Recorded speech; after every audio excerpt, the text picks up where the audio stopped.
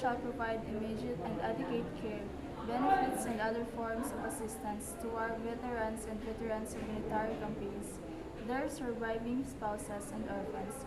Funds shall be provided, therefore, and due consideration shall be given them in the disposition of agricultural lands of the public domain and in appropriate cases, in the utilization of natural resources. Number 8, or section number 8. The state shall, from time to time, review to increase the pensions and other benefits due to retirees of both the government and the private sectors. Section number 9. The state shall protect consumers from trade malpractices and from substandard or hazardous products. Section number 10. The state shall provide the policy environment for the full development of Filipino capability in the emergence of communication structures suitable to the needs and aspirations of the nation and the balanced flow of information into, out of, and across the country, in accordance with a policy that respects the freedom of speech and of the press. Section number 11. Number 1. The ownership and management of mass media shall be limited to citizens of the Philippines or to corporations, cooperatives, or associations fully owned and managed by such citizens. The Congress shall regulate or prohibit monopolies and commercial mass media when the public interest so requires. No combinations and restraint of trade or unfair competition therein shall be allowed.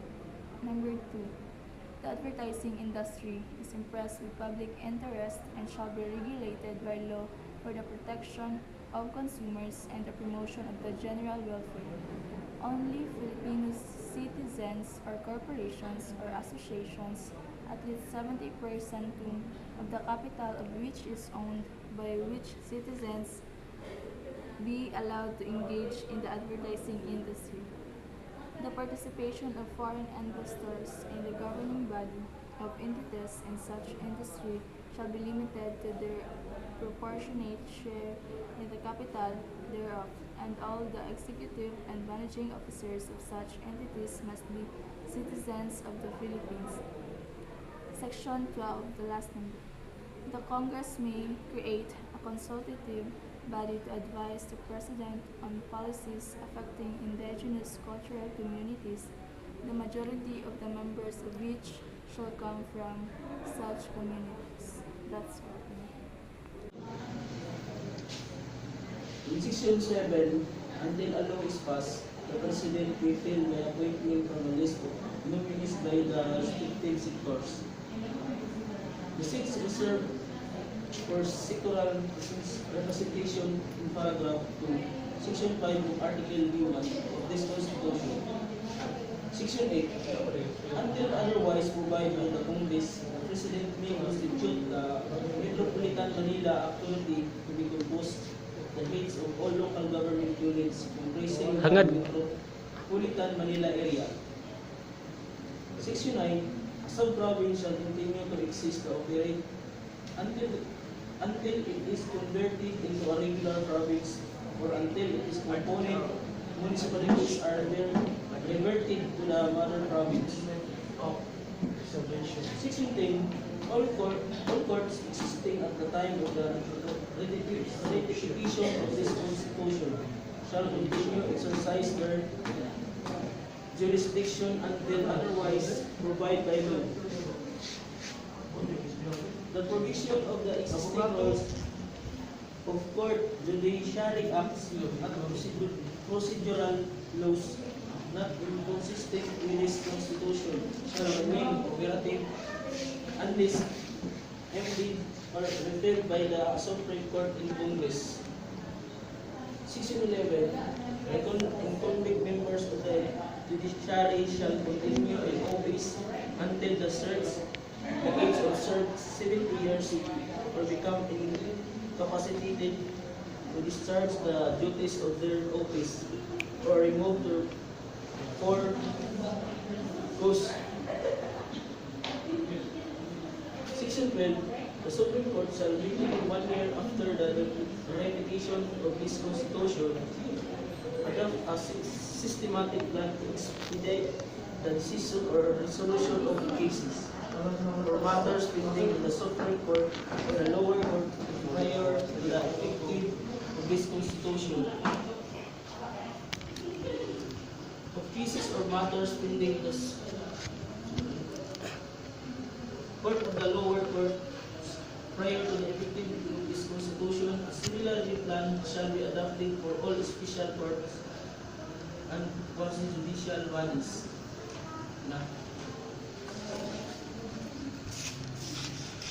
Section 13, the legal effect of the laws before the ratification of this Constitution of the applicable period for the decision of or resolution of these cases or matters submitted for adjudication by the courts shall be determined by the Supreme Court as soon as applicable.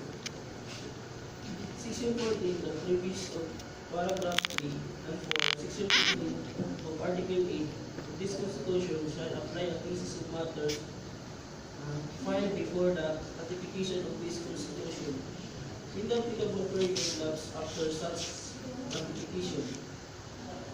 Section 15, the incumbent members of the Civil Service Commission, the Commission of Election, and the Commission on Audit shall continue in office for 1 year after ratification of this Constitution, unless they are sooner removed post or become incapacitated to discharge the duties of their office or appointed to a new term thereunder. In no case shall the member serve longer than 7 years, including service before the ratification of this Constitution. Section 16. Career civil service employees separated from the service not for the cause but result reorganization person to Proclamation number 3, date March 25, 1986, and the reorganization following the ratification of this Constitution shall be entitled to proceed separation fee up to time of their separation.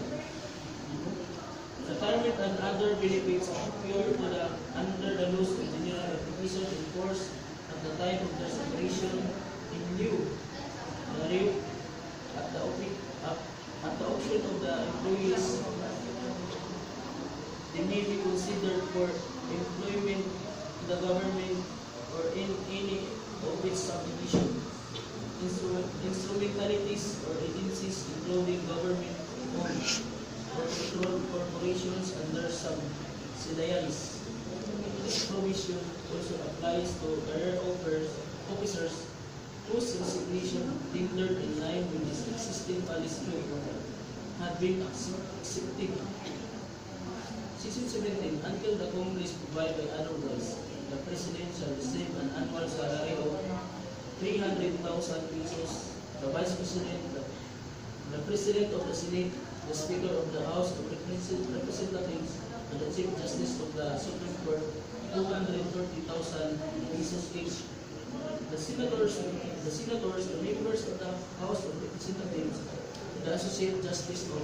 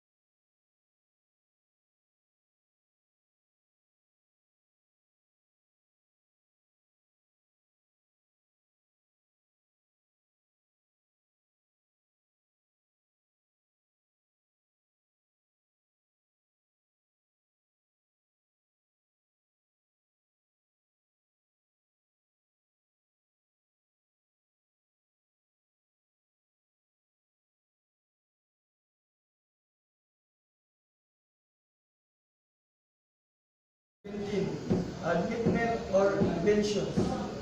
Section number 1. The admittment to or revention of the Constitution may be proposed by number 1. The Congress upon the vote of 3/4 of all its members, or 2. The Constitutional Convention. Section number 2. Amendment to Constitution may be likewise or directly proposed by the people of truth and emitted upon the petition of the less 12% of total number of registered voters of every legislative district must be presented at least 3% of registered vote treatment. No amendment under the section shall be authorized with the 5 years following the suspension of Constitution or neither once every 5 years thereafter. The Congress shall be provided the implementation of exercise of to the right. Section number 3. The Congress may be the vote of 2/3 of all members shall be constitutional convention of by a majority vote of all members submit to the electorate of question calling by such a convention. Section number 4. Any amendment or revision of Constitution under section number 1 hereof shall be valid with verified the majority of vote cast be specified with the shall be held or not early than 60 days or not later than 90 days after approval of such amendment or convention. Any amendments under section number 2 shall of the be valid by the right of majority of votes cast in plebiscite when shall be held not early than 60 days, not later than 90 days after the certification of commission of election of satisfied of petition. No.